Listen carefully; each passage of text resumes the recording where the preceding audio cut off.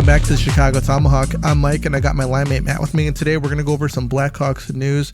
We watched some of the Blackhawks prospect game on Saturday night, which was, I'll just say that the Blackhawks offense was potent. Defense looked pretty good too. And we'll go into some NHL news, namely Mike Babcock and the whole thing surrounding his ouster or say resignation over there with CBJ. So, but first, the rookie started. It was a heck of a lineup, man, for that rookie showcase because, you know, obviously the Blackhawks haven't been good the past 3 years. So there's been a very big impedance on who are they drafting and how good are they and how are they developing is pretty much the point that we're at now. And watching these kids yesterday, it seems like they're developing very well. And something I noticed, Matt, from both sides of the ice, the Blues and the Blackhawks, man, I would probably say the last 2 years I've been watching prospects. It's speed. It seems like everybody has it now. It's some guys are faster than others, but as a whole, it seems like everybody's fast these days. Matt, do you think that maybe 20 years ago, guys were bigger and there's more power forwards, but would you say that speed is essentially the thing that in order to make it into juniors and maybe even to the minors in NHL that you've got to have speed? Oh yeah, man. It's all speed now. And now I believe back in the day, if you weren't over like 6 foot, I don't even think they'd give you a look. Yeah. And now you got these guys like Bedard, you got Jack Hughes over in New Jersey and DeBrincat. These little guys, they're fast. They got good shots, and you're starting to see a lot more of them. Like, what's impressive to me is like a guy like Marty St. Louis, who came up in that tough era. Yeah, he was tiny. Steve Sullivan, another tiny guy. Theo, but they still found a way to survive. Like Denny Savard too. Like, oh my God, he never got to play in this fast of a game. Right. But now it's evolved. It's pretty much all speed, and they like that puck-moving defenseman, and you don't really see the big bodybuilder type of guy anymore. They're real, thin, good shape, cut, fast, and very strong still. It's so funny because when you see guys, you look at their upper bodies and they're like these scrawny dudes, but then you look at their legs and they're like these like stacked, like bodybuilding, like the bottom half is like bodybuilders, and then the top half is like some kind of like a skateboarder type of build. Well, except Ryan Miller. Except for Ryan Miller, yeah. Just a skinny emo looking dude, you know. But hey, he was damn good with Buffalo. Oh, he was, man. He was. Yeah. You know, Theo Fleury, I always wondered how he was able to make a career in the league. It was from him being aware of other people around him and not getting hit. And you look at, say, for instance, Patrick Kane was another guy. You know, he was able to shift his bodies in ways and to shift around so that he didn't get hit. And when people tried to hit him, he made them look like idiots, you know? Yep. Great puck protection skills, Patty Kane. Right. Very underrated part of his game. Yeah, it was. So obviously speed's the name of the game. And I'll tell you what, man, the speed was definitely on showcase on Saturday night. Bedard, man, everybody wants to hear about him. This is from what I saw.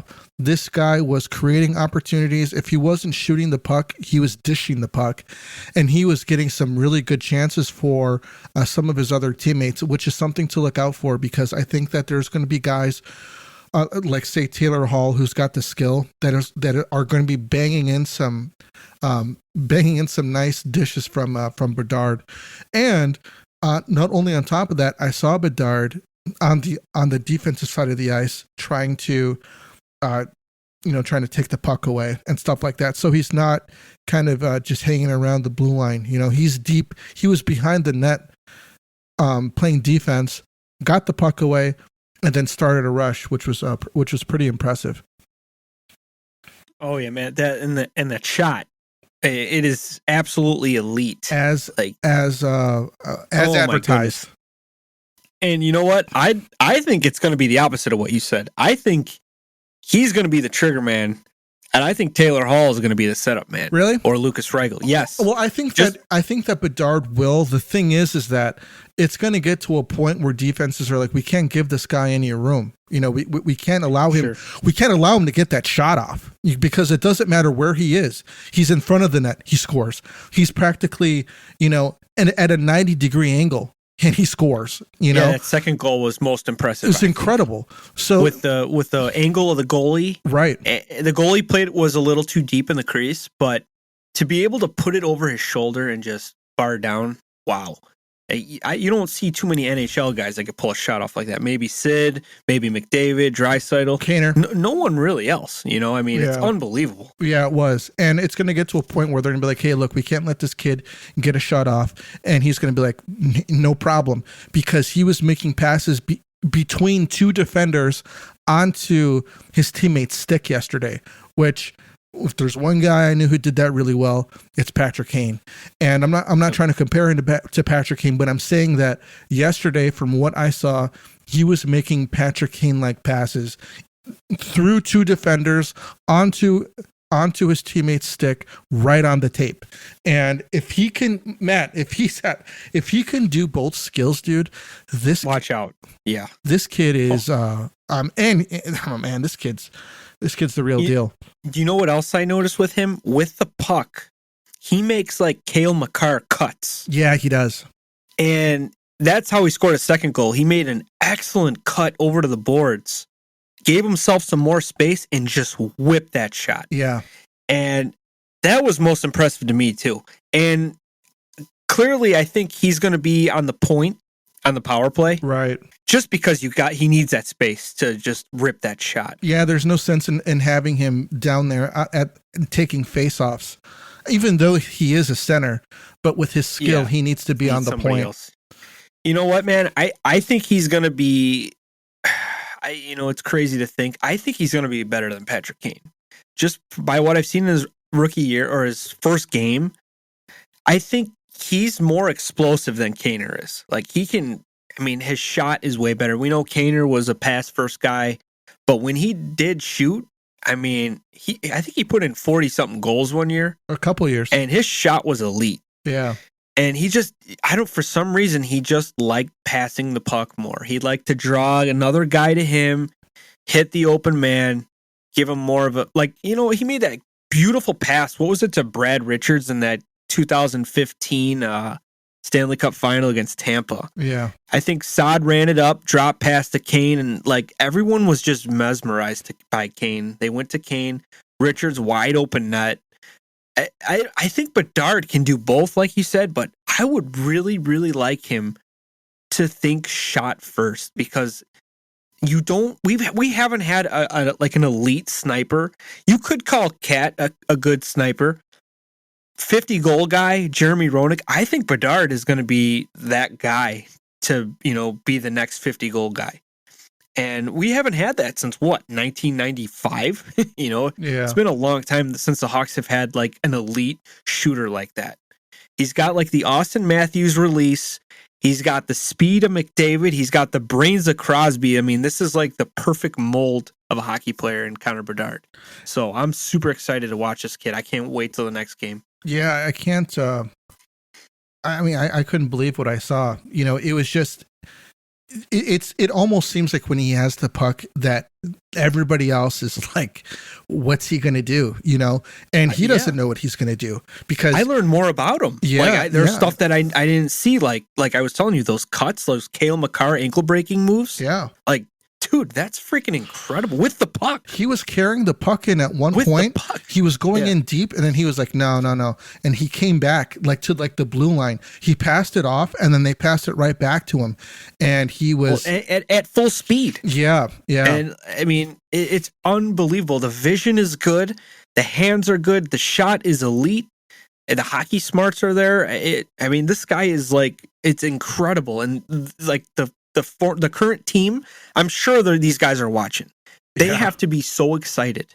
Like, I would like be competing to play on the guy's line. I'm like, dude, if I get to play on this guy's line, I'm probably going to make over $4 million if I put up good numbers. Like, I am going to work my ass off at camp so I can be on the top line with this dude, because it's up for grabs, man. Yeah. I mean, one spot is up for grabs. Yeah, I think they straight up told Hall, you're playing with Bedard.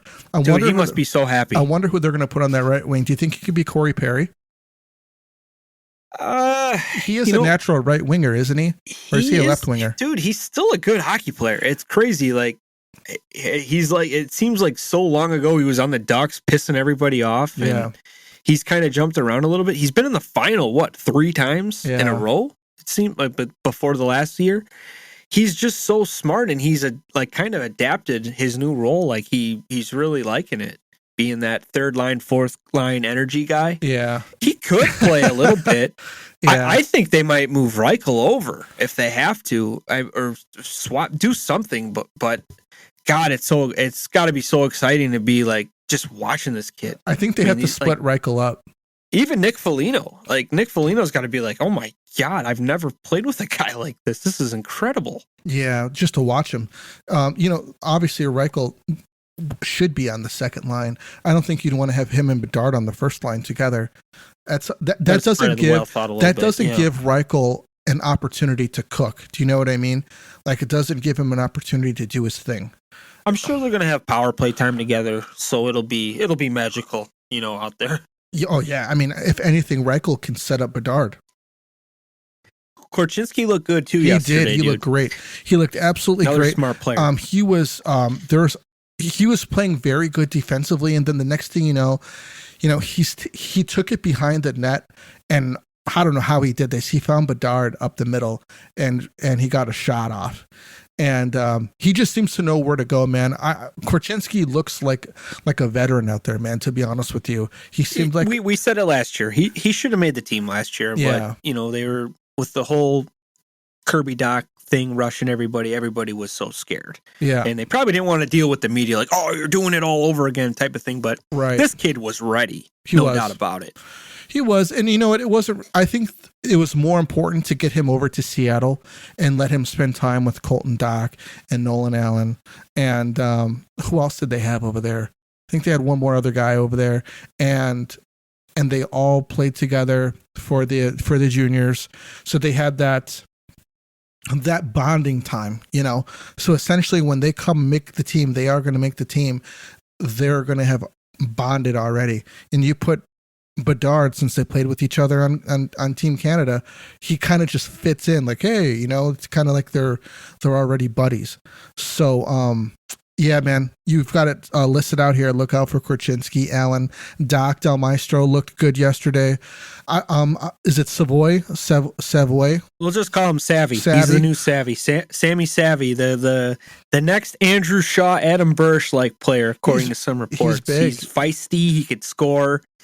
Could be Connor's bodyguard, There was another guy yesterday. I forgot his name. Was like Perrault or Perrault on he's number 57. He was mixing it up. I think he got into a fight within the first 5 minutes of the game. Drew Comessa looked good yesterday, man. They were throwing some shots on him. I thought it looked like his movement was good, and he was tracking pucks very well. From what I saw. Goaltending takes longer to develop, to get the true reading. Look at Crow. It took him a while. Took Eddie Bell for a while. You don't see too many kids, taking that jump when they're 18. Even, you don't see too many young goaltenders anymore. Yeah. They're usually seasoned in the AHL or minimum of 25 years old. I mean, Carter Hart, look at him. I mean, he's struggling. He started early. He's still a good goalie, but I mean, it's tough. It's tough jumping in and you're facing elite shooters and you're not facing kids like the same age as you, Yeah. And to be fair, being at the NHL level, isn't everybody have a good shot, Oh God, you have to. Yeah. And like every guy who's putting a shot on you is an elite shot. Some stand out more than others, but to say like you had the guys who stand on the outside like Matthews, say Bedard, from what I've seen, these types of guys, they stand alone, but just gifted. But for the most part, every guy who's shooting on you's got a fast shot or a hard shot. Do you think that I think that Korchinski makes the team this year. I think it's a certainty that he does. Do you think so? Yeah, it has to happen. I mean, you send him back to juniors, it's just kind of a waste of a season for him. You know what he's got. Yeah. And when you're ready, you're ready. Right. And I think that if they did send him back, I think it would probably hurt him. Like he'd get like that Chris Bryant like frustration, come on, like, guys, what the fuck, man? You just don't want to pay me, or you want to don't want to eat a year contract, whatever. Well, whatever.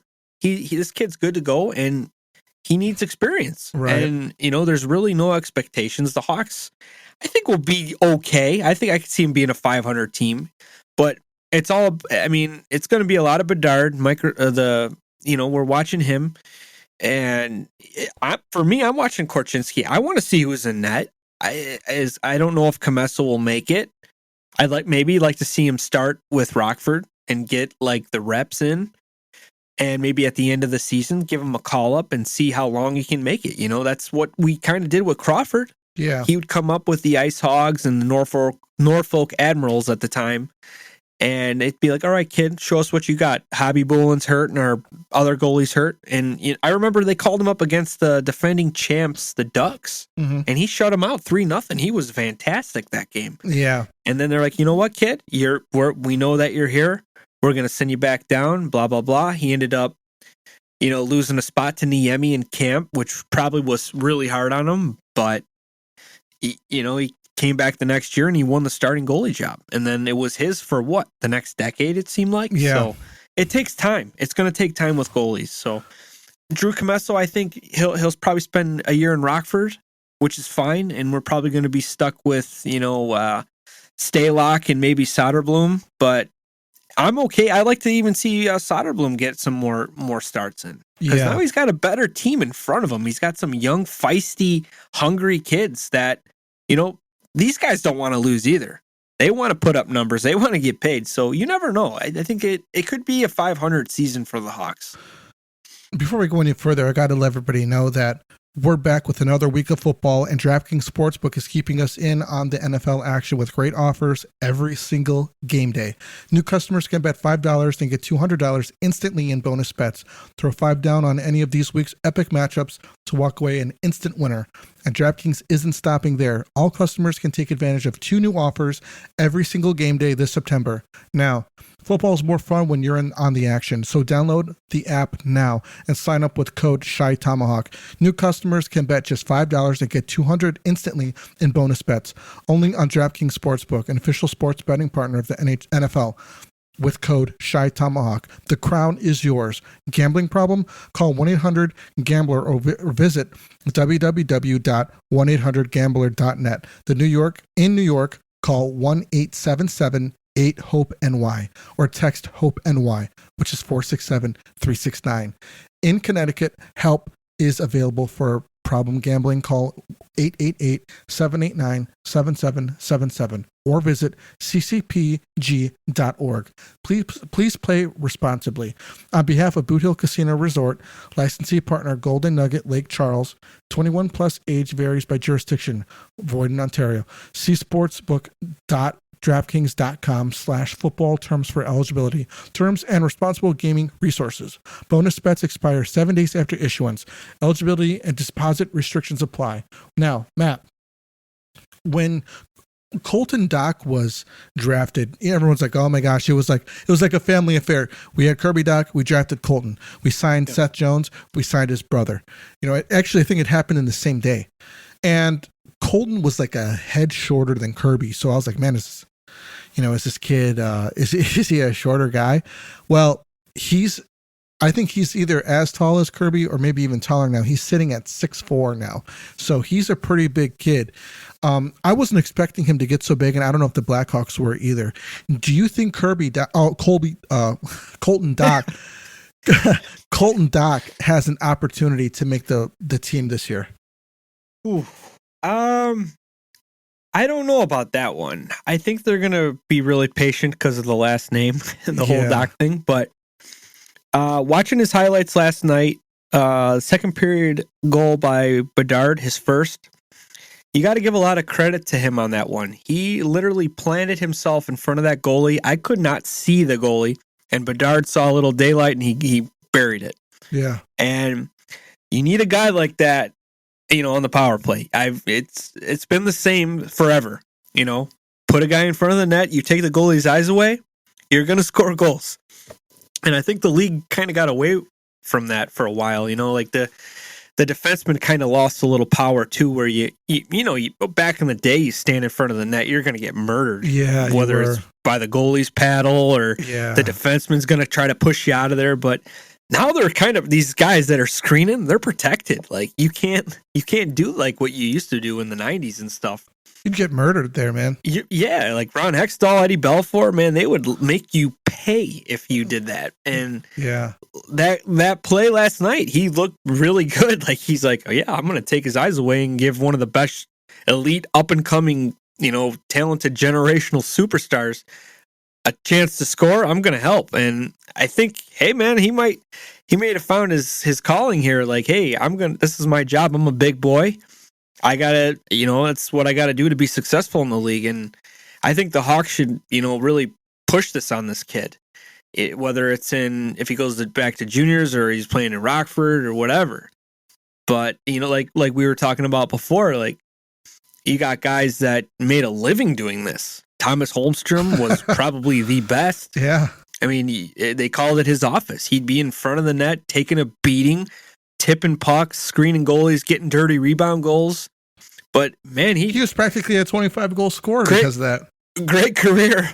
He didn't even have to shoot the puck sometimes. It would just hit him and go in. And you need a guy like that. And I think, this Dach kid, he can, as of last night, he looked good at doing it. So, I like to see him be like that power forward type of just big body, kind of like Bickle. Just get that big butt in front of the net and go to work, Get a rebound, get a tip, anything. Take the goalie's eyes away because he's going to be playing with some talented kids in the future. Yeah. There's a lot of kids up and coming on this team. So they look. I don't think he's the best out of all of them, but he could really make a name for himself if he kind of takes this role on. I think he can play, man. I've liked what I've seen from him. He's got pretty good speed. He doesn't seem to be out of position. His shot's pretty good. He can pass. It's not that he's remarkable in anything. Which is actually kind of a good thing, man. He just looks like a good hockey player out there. Sometimes when you have somebody who's really good at something, it really points out everything else that they're not very good at.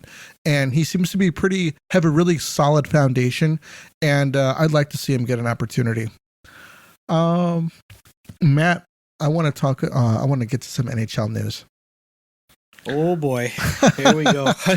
So, I'd like to thank you for reorganizing the photos. Very, very good. Mike Babcock is in the news again. More negativity, and his job is definitely in jeopardy. It's over with. So Mike Babcock has resigned as the head coach for the Columbus Blue Jackets.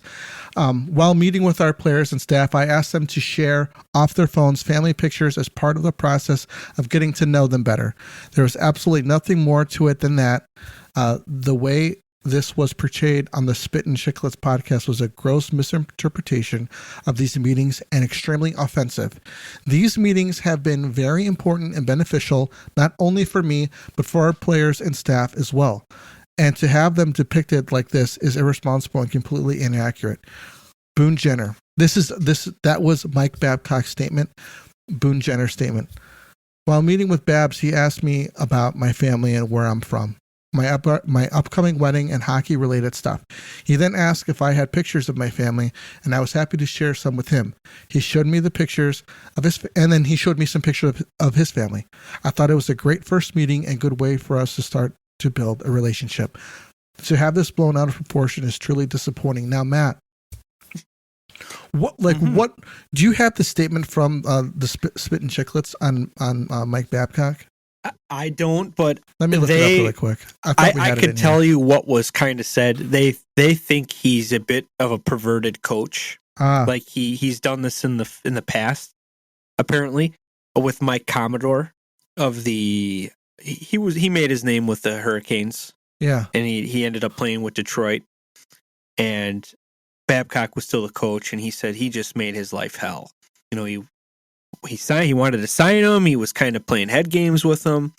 And I believe Biz was saying stuff about he's a bit of a pervert type. He wants to airdrop on your phones and stuff to see pictures. So my thing is, the only thing I didn't like how you read it, you said offensive. I wanted you to say it more like offensive, but no, but I think if he didn't do anything wrong, why is he resigning? You know what I'm saying? Like, if you in your heart feel like you didn't do anything wrong, why are you resigning? The team didn't fire him, he quit. So I know the players union was investigating it, and it does seem like a bit of a, invasion of privacy type of thing. Sure. Like, I don't think I'd want to show a coach my stuff. Boone Jenner, if you want to show your wife, your family, whatever, that's up to you. But some players might not want to do that if they don't know the guy that well. Yeah. Maybe I personally, I don't like him for the other stuff that he's done. Sure. But this, I don't know if it's that. I don't know. We're never going to get the full details of it, but if the players were willing, like Boone Jenner said, if they were willing to, show them bits and parts of their life through pictures, I think that's fine, but if he's airdropping and spying on you, okay, that's a little weird. But he obviously, like, as of an hour ago, he resigned. So right. maybe the team says, hey, we're not going to keep you around. This is going to be the story of the whole season, and we don't want this cloud above us type of thing. But personally, I don't even know why they hired him in the first place. I probably would have went with a different coach just because of his past stuff. And I actually wrote down what he's done in the past. Obviously, we know he benched Chelios on the Winter Classic. Yeah, the hometown in Chicago. boy. Exactly, the hometown boy. And Chelly said that, he was pissed off on the bench and his son was, handing him beers. Yeah. So, and then when the game is kind of out of reach, he's like, okay, Chelly, go on in. And he's like, screw no you, chance. Dude. Did he say no chance? Yeah, he said something. Well, he's probably hammered. Yeah. And then the whole, which I found this out yesterday, Mike Modano was going for his 1500th game played, which is a huge milestone for any player, especially an American player. And last game of the season, Detroit has a playoff spot locked in. He scratched him on 1499 games played. And Modano was pretty freaking pissed about it. I mean, the guy's a legend. He's considering a Hall of what Famer. He's done in this league. I mean, come on.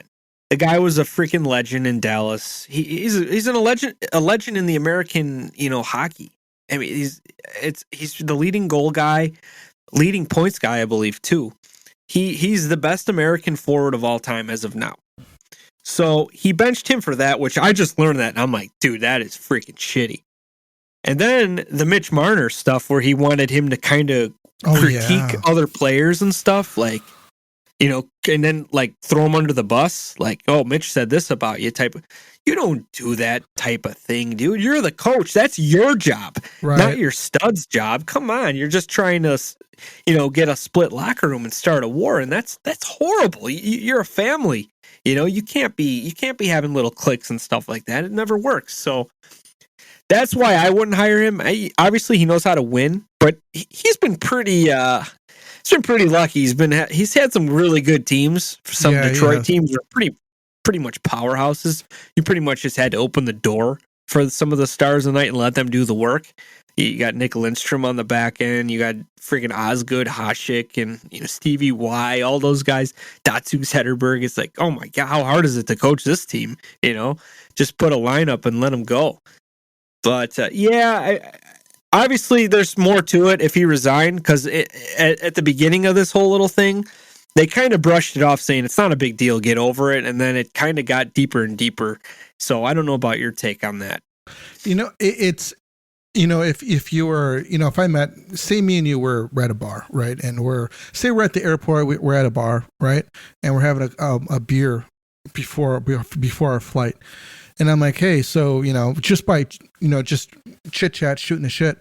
I'm like, hey, so are you married or anything? And you're like, yeah, I got married, this and this. And it's like, oh, okay, cool. I'm like, yeah, me too. It's like, yeah. And I show you a picture of my family. You see, that's pretty natural. It's like, oh yeah, here's a picture of, me and my family, it's like, oh, okay, cool. That's, two guys shooting the shit. And a lot of times that happens, when you're like, when it's like a requirement that you have to come out and show pictures of your family, I don't really necessarily condone that, man. I think that a lot of, like, a man's family is something that's sacred to him, and in a way you're kind of responsible for your family's safety. And sure, he's your head coach, but at the same time, it's like, you don't know him. This isn't very natural. This isn't natural happening. Maybe if I don't mean to interrupt you, but it almost sounds like, from what they made it sound like, here's a bucket, put your phone in there, I want to look at your life, type of thing. Right. And some guys were probably okay with it, type of thing, and some guys were probably like, what the fuck, like, you're getting to, but sorry to interrupt, but that's kind of like how it sounded at the beginning. And I agree with you, it is uncomfortable. Like, if you don't want to, I would be like, nah, man, I'm not cool with that. I got some questionable pictures. I don't want you to see it, type of thing. Sure. And like, the other guys, some of these dudes are single, and they're out there doing their thing. Maybe they don't want to share their pictures, and so that's pretty private. I think it was an invasion of privacy, and I think it's a no-go, man. He should definitely know better. He should know that you're coming in to coach the team. The team bonds on its own. You're there to, make sure that the guys are in bed on time, essentially. So this goes along with what I've said previously about this carousel of head coaches that go around, and one guy gets fired for somewhere, gets picked up somewhere else. One guy gets fired for somewhere else, gets picked up in another team, and it kind of just goes around and around. I think that this is it for Babcock, man. Really, truly, I think that this is it for him in the league. I think this is it for him as a head coach, and I don't think that this should be entertained anymore, especially from past offenses and prior behavior. Yeah, I'm with you. I think there's a handful of these guys that bouncing around all over the place. And to think about it, Babcock, he went back to a college team after the Maple Leafs, which is questionable. Was he doing that stuff there too? To kids, yeah. What are you doing, dude? Yeah, just give him a system, give him a lineup, run a practice, and do your job. It's not about, like, bonding like that way. You're not there to bond. Like, I mean, it's one thing if the player agrees to it, like, hey, I'll meet with you and we'll get along and do stuff and have like a friend relationship. Fine. But a lot of these kids are younger, probably by like 30 years on this guy. Yeah. So, I mean, it's a little weird. I think, it is weird. And, talking about him in college, it's what a huge influence that he would have on kids. Like, oh wow, this is Mike Babcock. He won Stanley Cups with Detroit. He knew, Steve Yzerman. He knew Nick Lidstrom. He coached Toronto. He knew Mitch Marner and Austin Matthews. Like, that's a big influence on kids in college. It's different when you get to the league. For the most part, these are men. Other than when you have like studs coming in like Adam Fantilli, who, by the way, had a hat trick yesterday in his prospect game, and Conor Bedard. Like, you have these young kids. Yeah, but for the most part, these are men and they need to be handled differently. It kind of makes you kind of shudder a little bit knowing that he was down there with college kids, and kind of what was going on there. Yeah, absolutely. It's weird that, Columbus had nobody else, wanting the job. There's some pretty good coaches out there still that haven't been jumped around all over. The guys that I see all the time, like Alain Vigneault, he was with freaking Vancouver all those years. We battled him. He goes to New York. He's jumping all over the place. Philly. I mean, he's a better choice than Mike Babcock, I think. I don't like the guy, but he seems to be a better coach. Bruce Boudreau. He's kind of, he was with the Capitals all those years, but he hasn't really coached much in the NHL. He was with the Ducks, and I think he went to Vancouver last year, and they fired him, and everybody loved him there. That was pretty shitty the way they did it, too. Everybody loved that guy, and that's a guy I would like to have before Mike Babcock, Bruce Boudreau. He's a likable dude, knows his stuff, and another guy, he easily can replace Babcock, I think. Yeah. They got to do something, man, because you got camp starting soon, and you got to get a coach now. This has just kind of been a mess, and you know what? You hate to see this define their season, but it easily could. I mean, they're not that good of a team, and they brought in Johnny Gaudreau, they got Patrick Laine, they got Adam Fantilli, which is great news to hear. He got a hat trick last night. That kid's a gamer too. And he, like I said, he's got to be the happiest kid in the world because the Ducks didn't draft him, or they didn't get that pick. So, I mean, I personally rather play for the Jackets than the Ducks. And I don't know. They got some good talent. Well, they got some good talent, dude. They got some good talent in the farm. So they gotta find somebody. It's just gonna be a mess, this whole process, and they're gonna go, well, Babcock did this, did that, blah blah blah. But he didn't even coach one game for the team, and he had to resign. So that's probably a blessing in disguise. This story should die. I mean, especially for these guys, it should die now. And the organization is good. They got Yarmo, the GM. They got Davidson as like the president over there. He's been around hockey a long time. Broadcaster, Rangers president, player. He was a goalie. He was a big part of getting Johnny Hockey over. That's a big deal for those guys, getting a superstar like him. And now Adam Fantilli could be that missing piece, like kind of like a Conor Bedard. Like he could be like this guy that, wow, we got a really good young player in here, and they're going to draw some more free agents to play. It could be huge for them, but I think they got to be really careful with this next coach. They could go old, like they could go like the Blackhawks did with like our coach Richardson. Right. This is a guy that deserves a chance. Former player, was an assistant coach for a while, kind of paid his dues a little bit, and he got a shot. And I think we got a great coach. Columbus might have to do like the same thing. Find a guy. I kind of hate to see him go to that. Like what you say. There's a list of these guys that just don't go away. But if I have to pick one, I think I'd pick Bruce Boudreau. Yeah, I think I would too. And I like him on NHL Network. He's on the radio. He's on TV. He knows his stuff. He's a very likable guy. He was in Slapshot. He's a stud. He's coached Ovi. They had some great seasons. They could never get over the hump. And I'm still going to credit him with that Ducks series against the Hawks. He was a great coach. That team played really well against the Hawks, but we bettered them, and that was probably the best hockey I've ever seen. And Bruce Boudreau might say the same thing. That was old time hockey at its finest, and he was a good coach for that Ducks team. And I know I'm starting rumors now, but I think he'd be a good fit for that club. Interesting, man. Really interesting. We're getting closer to the start of the season. They gotta hurry, dude. Things are really starting to pick up. So, anyways, everybody, let us know what you think. Hit us up on Twitter at Chicago Tomahawk. Be sure to, if you have not used our code for DraftKings, do that. It's a lot of fun. We'll talk about our bets coming up this season. Probably, when the first games start coming around, we'll start getting into our little gambling thing, and then we'll talk to you then. This is the Tomahawk. We're out of here.